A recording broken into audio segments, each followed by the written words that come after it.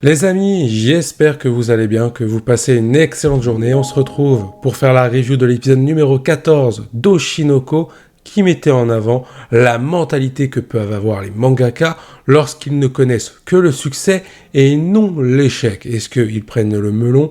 Quelles sont leurs mentalités à l'égard des autres? Et là, ça va se traduire avec le personnage d'Abiko qui nous est présenté plus en profondeur en termes de développement tout au long de cet épisode. Abiko, qui, souvenez-vous, dans les épisodes précédents et notamment dans l'épisode numéro 13, reprochait à Goa son incapacité à pouvoir retranscrire les émotions de Tokyo Blade en format théâtral. Pour elle, Goa, c'était un escroc, quelqu'un qui ne sait absolument pas gérer son métier. Il n'avait rien à faire au niveau de l'adaptation de Tokyo Blade, qui est le manga d'Abiko. On voit dans cet épisode quelque chose de très intéressant. On comprend la mentalité d'Abiko. Durant les 3 quarts, on peut dire qu'elle est plutôt chiante en termes de personnage. On peut se dire que, voilà, c'est pas facile de travailler avec elle. C'est limite impossible. Elle est imbuvable, elle est arrogante. En toute fin d'épisode, on a la résolution. On comprend pourquoi elle est comme ça. Et je trouve que c'est plutôt triste, mais au moins, on a tous les tenants, les aboutissants concernant la personnalité d'Abiko.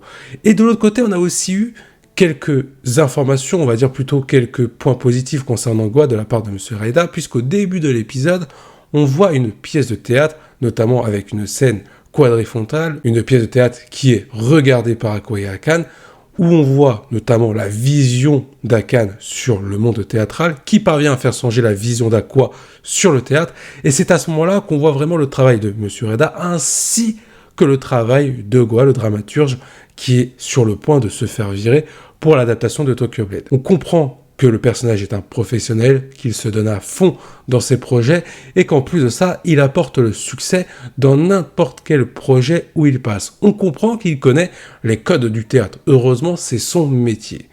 De l'autre côté, on a eu le droit à la discussion entre Aqua et Akane, qui nous parle de la vision du théâtre. On peut voir qu'avec cette scène quadrifrontale pour la pièce qu'ils ont vue, on est clairement sur quelque chose d'immersif.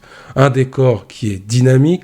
On peut voir aussi qu'au final, le truc est ambulant, c'est-à-dire là où ils sont assis, ils tournent littéralement. C'est-à-dire qu'on est vraiment encore plus dans l'immersion sur les actions qui s'enchaînent et ça met en avant les acteurs.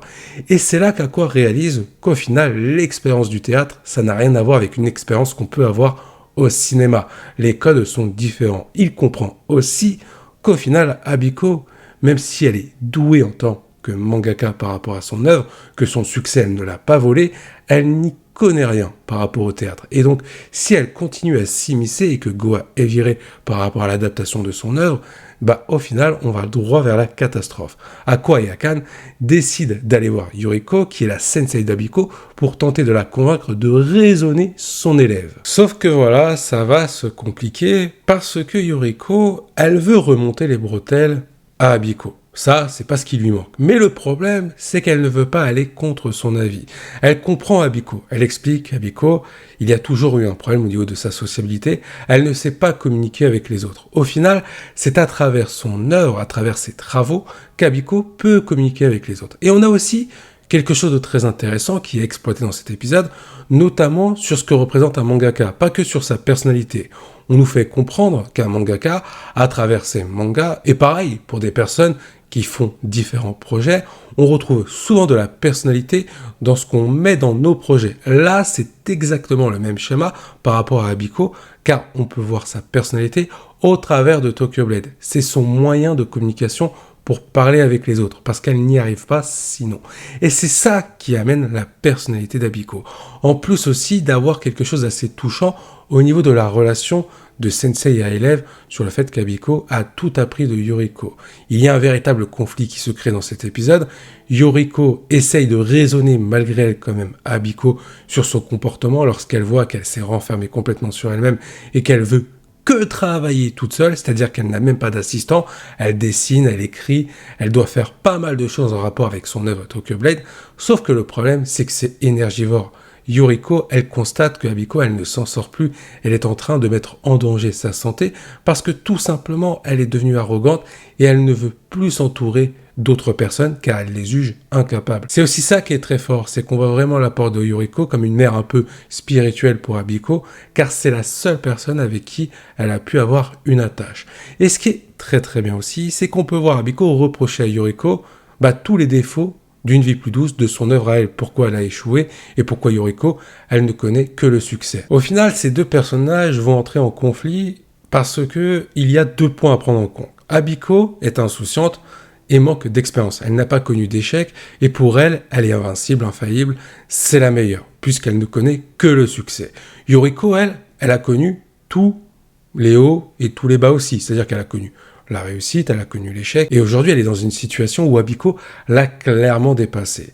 On a une Yuriko qui, elle, délègue son travail, qui s'entoure de professionnels pour mener à bien ses différents projets, ce qui fait qu'elle est capable de se reposer et qu'elle est capable d'avoir du recul. Mais de l'autre côté, on a Abiko qui est dans une mentalité, certes, qui est acharnée, travailleuse, professionnelle, qui veut contribuer à son succès, et ça marche, mais le problème, c'est que ça la renferme encore plus. J'ai parlé d'arrogance, limite d'égoïsme. C'est d'ailleurs ce qui est reproché à Abiko dans cet épisode de la part de Yuriko. On peut voir que le personnage, il est immature, insouciant, et surtout qu'Abiko, elle est toute seule. C'est-à-dire que plus personne ne veut travailler avec elle, ou même les éditeurs qui sont de son côté, c'est très difficile d'avoir une conversation avec elle, parce qu'elle est imbuvable, elle est tout simplement insociable, et pour elle, il n'y a que son travail qui compte. Le talent des autres, pour elle, n'est pas à la hauteur du sien. C'est ce qui amène aussi à la différence qu'on peut retrouver entre elle et Yuriko, sa sensei, le fait qu'elle soit tout seule et qu'elle ne délègue aucunement son travail.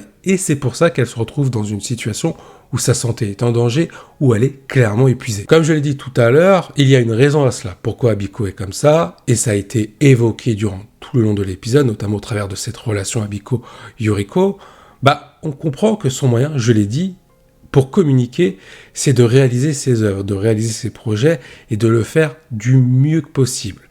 Le truc, c'est qu'elle ne veut pas que Tokyo Blade, et c'est légitime, en soi on aurait tous la même mentalité sur ça, elle n'a pas envie que son projet soit dénaturé, soit saccagé au travers d'une adaptation. Parce qu'elle a vu ce qui est arrivé à Une vie plus douce, l'œuvre de sa sensei Yuriko, qui a été littéralement ratée et qui est un véritable échec. Et elle, ça lui avait fait de la peine pour sa sensei qui lui avait tout appris. Et ça, c'est une scène assez émouvante à la fin d'épisode. Parce que son défaut, c'est de ne pas savoir communiquer. Et on n'a pas envie qu'on lui enlève justement quelque chose qui lui permet de communiquer, notamment autour de Tokyo Blade. Donc on comprend pourquoi elle est comme ça, pourquoi elle s'est renfermée. Mais d'un côté, on se dit que c'est un petit peu immature de sa part de ne pas laisser la chance aux autres. Et c'est ce que dit Yuriko. Elle pourrait très bien essayer de communiquer, faire l'effort d'aller vers les autres pour pouvoir évoluer et se sentir beaucoup mieux. Mais c'est plus facile à dire qu'à faire. Autre point aussi qui est évoqué dans cet épisode, et encore une fois, c'est ça qui est bien avec Oshinoko, c'est qu'on nous développe tous les aspects d'une thématique.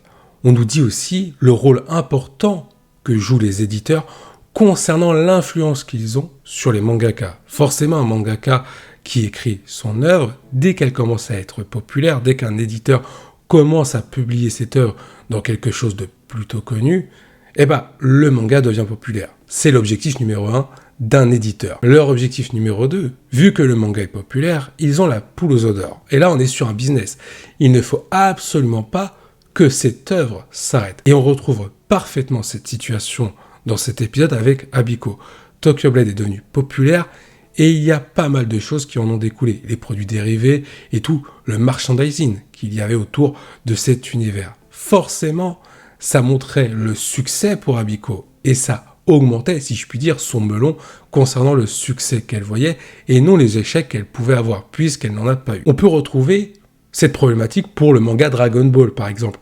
Un manga qui était tiré, non pas parce qu'à l'époque Akira Toriyama, paix à son âme, voulait que cette œuvre continue. Il voulait tout simplement s'arrêter, notamment à l'Arc Cell initialement, mais ce sont les éditeurs qui ont demandé à Akira Toriyama de continuer Dragon Ball. Pourquoi ? Parce que tout simplement, en termes de business, ça rapportait énormément d'un point de vue figurine, d'un point de vue DVD, d'un point de vue jeux vidéo. Il y avait beaucoup de choses à faire au niveau de l'argent. Donc arrêter Dragon Ball, ça aurait été une catastrophe. Les éditeurs ont clairement poussé Toriyama à continuer cette œuvre. Et l'arrivée de Dragon Ball Super, c'est également dû à ça. En tout cas, cet épisode était super bien, les personnages parfaitement développés. J'ai bien aimé aussi le fait qu'Akan parvienne à convaincre Aqua sur le théâtre, lui fasse changer d'avis, clairement, parce que pour faire changer d'avis Aqua, c'était très rare. Et la relation Abiko-Yuriko, c'était très bien ficelé tout ça.